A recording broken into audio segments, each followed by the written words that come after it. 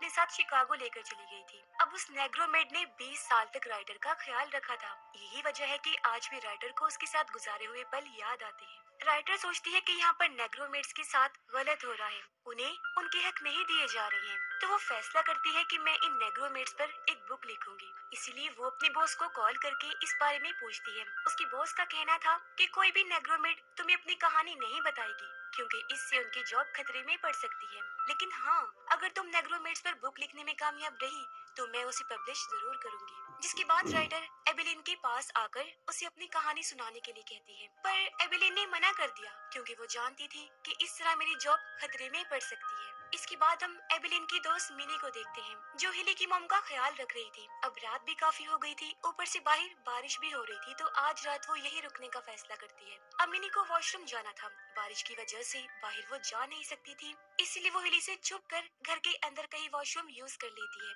पर इस बारे में हिली को पता चल गया था, इसलिए वो मिनी को काफी बातें सुनाकर जलील करती है। यही नहीं, बल्कि वो रात के वक्त ही उसे जॉब से निकाल देती है, जिस वजह से बारिश में ही उस बेचारे को अपने घर जाना पड़ता है। अगले दिन वो एबिलिन को कॉल करके उसे सब कुछ बता देती है कि किस तरह हिली ने पहले मुझे बेइज्जत किया, जिसके बाद काम से निकाल दिया। वो ये भी बताती है कि हिली ने सबको कहा है कि मैंने उसके घर में चोरी की है, जबकि मैंने ऐसा कुछ नहीं किया, पर इस वजह से अब मुझे कोई भी अपने घर पर जॉब नहीं देगा। तभी मिनी का हस्बैंड भी घर आ गया, जो उसे बहुत मारता है, क्योंकि उसे भी पता चल गया था कि मिनी की जॉब चली गई है। और ये सब कुछ एबिलिन फोन पर सुन लेती है। उसे बहुत दुख होता है। अगले दिन जब एबिलिन चर्च गई तो वो फादर को ये कहते हुए सुन लेती है कि अगर तुम अपने दुश्मन से प्यार करते हो तो तुम उसी वक्त जीत जाते हो। ये बात उसके दिल को काफी अच्छी लगी और अब वो राइटर को इंटरव्यू देने के लिए तैयार हो जाती है और उसे अपनी सारी कहानी बता देती है। उधर मिनी एक औरत के घर आई, जो काफी टाइम से उसे जॉब पर रखना चाह रही थी,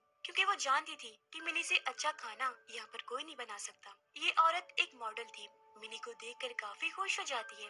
वो दिल की काफी अच्छी औरत थी, ऊंच नीच के भेदभाव पर यकीन नहीं रखती थी, इसलिए पहले ही मुलाकात में मिनी को गले से लगा लेती है। अब हम हिली को देखते हैं, जिसने अपनी सोसाइटी की सारी औरतों को इकट्ठा किया हुआ था, क्योंकि इन सब ने अपना ग्रुप बनाया हुआ था। हिली उनसे कहती है कि मैं अपना प्रोग्राम जल्दी स्टार्ट करने वाली हूँ, यानी ये लोग जल्द ही मेड्स के लिए अलग बाथरूम बनवाने वाले थे। इस मीटिंग में राइटर भी आई हुई थी। हिली उसे कहती है कि हमारे प्रोग्राम के बारे में तुम अपने जर्नल में जरूर लिखना। हिली ने मिनी को काम से निकालने के बाद एक नई नेग्रोमेड को काम पर रख लिया था, जिसे अपने 9 बच्चों का एडमिशन कॉलेज में करवाना था, लेकिन उस बेचारे के पास इतने पैसे नहीं थे। और जब उसने हिली से पैसे मांगे तो उसने मेड को बेइज्जत करके मना कर दिया। एक दिन जब वो मेड घर की साफ सफाई कर रही थी तो उसे सोफे के पीछे से एक रिंग मिलती है।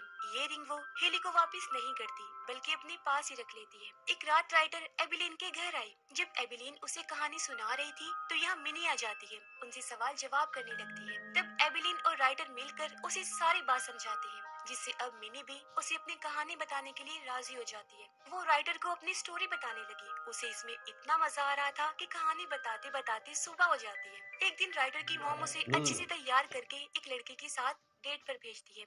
ये मीटिंग हिली ने अरेंज की थी, पर पहले ही मीटिंग में राइटर का